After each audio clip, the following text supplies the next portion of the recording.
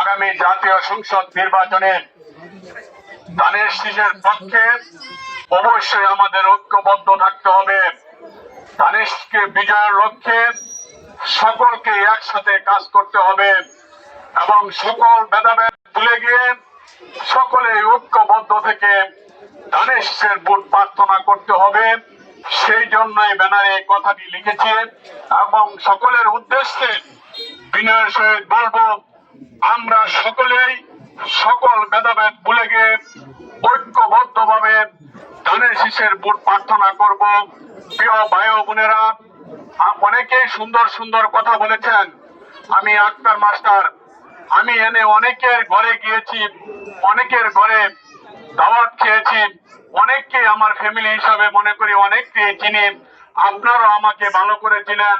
আমি আপনাদের পাশের প্রতিষ্ঠানে সাইটালিয়া দাখিল মাদ্রাসার শিক্ষক ছিলাম। সেখানে আমি দীর্ঘ 28 বছর শিক্ষকতা করেছি। সুতরাং তেলিহাটির প্রত্যেকটা ঘরেই কোনো না কোনো ঘরে আমার ছাত্র আছে।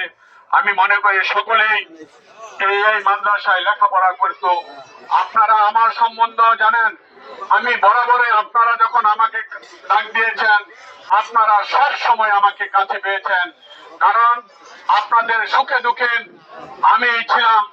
কারণ আপনারাও দেখেছেন যে তেলিহাটিতে বিএনপির কে পতাকা নিয়ে বিচরণ করেছে। আপনারা কে দুর্দিনে দীর্ঘ ধৈর্য আন্দোলন সংগ্রামে রাজপথের অগ্রভাগে থেকে কে নেতৃত্ব দিয়েছে, কে জেল খেটেছে। আমি এই দীর্ঘ 18 বছর আন্দোলন সংগ্রাম করতে গিয়ে একাধিকবার কারাবরণ করেছি, 2 ডজনেরও বেশি মামলা খেয়েছি। আপনারা সকলেই জানেন আমি কেন মামলা খেয়েছি। আমার একটাই দোষ ছিল, সেটা আমি বাংলাদেশ জাতীয়তাবাদী দলের যতগুলি প্রোগ্রাম কেন্দ্র থেকে দিয়েছে, সেই প্রোগ্রামগুলি রাজপথে থেকে আমি অগ্রভাগে থেকে সেটা বাস্তবায়ন করেছি।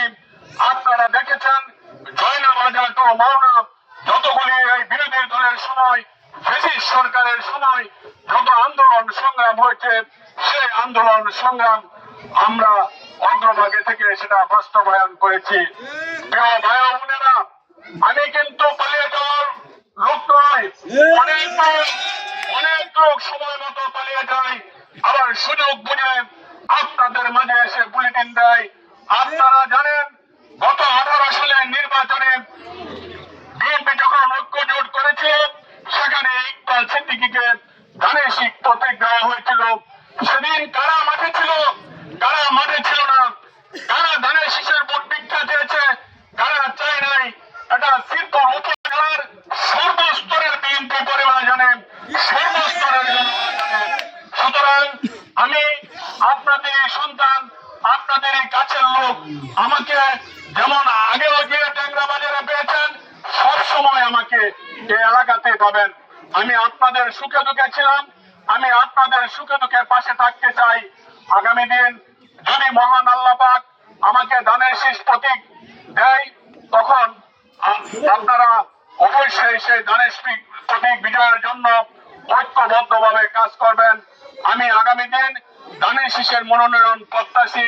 সেই লক্ষ্যেই আজকের এই গ্রাম্য বৈঠক। আপনাদের হাতে হাতে আজকের এই 31 দফার লিফলেট দেওয়া হয়েছে, যেটা রাষ্ট্র কাঠামো মেরামতের 31 দফা। আজকে যারা নির্বাচনকে বানচাল করার চেষ্টা করেন, আমাদের নেতা, আমাদের দলের ভারপ্রাপ্ত চেয়ারম্যান দেশ নায়ক তারেক রহমান 13 জুলাই 2023 তারিখে এই লিফলেটটি তৈরি করেছেন। কিভাবে রাষ্ট্র পরিচালনা হবে এদেশে সকলের কথা দেওয়া আছে। যুবকরা কিভাবে চলবে এবং মহিলারা এখানে আছেন, তাদের জন্য লেখা হয়েছে তাদের সুরক্ষা, তাদেরকে ফ্যামিলি কার্ড দেওয়া হবে, তাদের স্বাস্থ্য সেবার ব্যবস্থা করা হবে, কৃষকের জন্য ফার্মাস কার্ডের ব্যবস্থা করা হবে।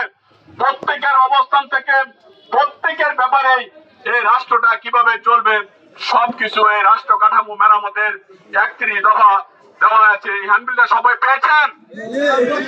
হ্যান্ডবিল